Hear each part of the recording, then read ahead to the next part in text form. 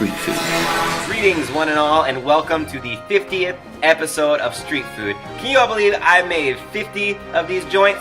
I don't know how I had time to make 50 of these, but welcome just the same to the 50th episode. Let's talk about train travel. You basically got four options in China: hard seat, soft seat, hard sleeper, soft sleeper. None of these have anything to do with the plushness of the seat, and it has everything to do with the amount of personal space you are granted on the train. I recently took a hard sleeper to Beijing to renew my passport. I had the bottom bunk in our cabin, which meant I had a lot of strangers on my bed. The old guy across the cabin from me kept spitting unfiltered tea leaves into the floor, and I promise this is true, at one point he tried on my sneakers. I have no idea why. I kind of tossed and turned throughout the night, and every time that I woke up, it seemed like there was people scurrying away from my bed. Otherwise, my trip was great. Here's the thing about Beijing. It's huge.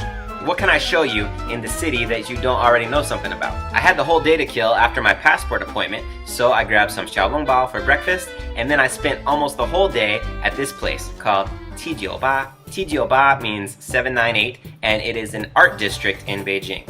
It's a really cool concept. All these industrial factories from the 1950s got repurposed as art studios and galleries. It's like this post-industrial artist colony at the edge of the city, which is weird because most of China is not technically post-industry, but the arts community is typically ahead of the curve. The art was actually pretty good. I really liked the Tibetan landscape exhibits. The gallery spaces were just awesome in themselves. There were oils, there were ceramics, sculptures, and crafts. I have to admit I was skeptical.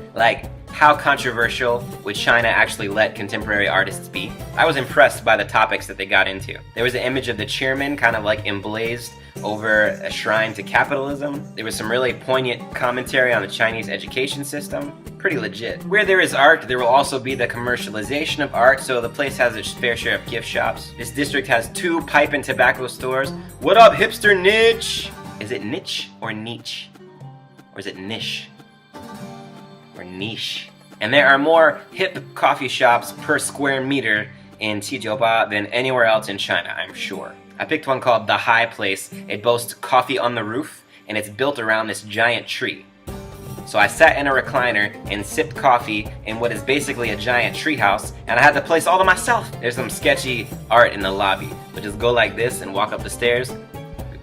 Beijing has a famous street food market called the Donghuamen Night Market. I figure I owe it to you, my loyal fans, to check that place out. Now, when I looked it up, they said you could find fried scorpion, fried seahorse, fried baby sharks, and marinated donkey appendages. Can that be right? Why a donkey?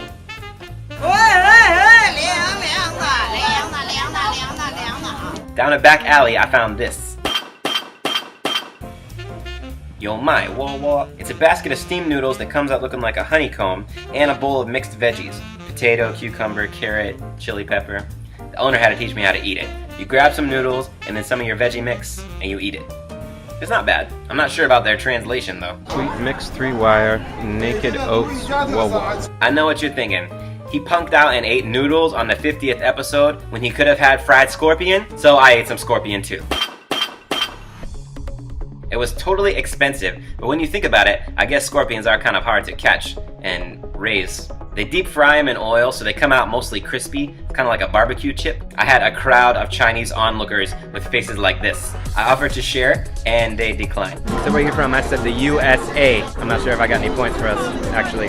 Whatever, I'll represent it. I think I still got some legs in my teeth. If you ever find yourself in Beijing, I highly recommend the Tijioba Art District as well as the night market. Post your thoughts if you've been there, or if you have anything to say about barbecued scorpion. 50 episodes. If you've watched all of them, then I salute you. You are a street foodie indeed. Thank you so much to all my regular viewers who've kept up with street food this season. There will be a street food season 5. I still got a lot of ideas. I just don't got a lot of time.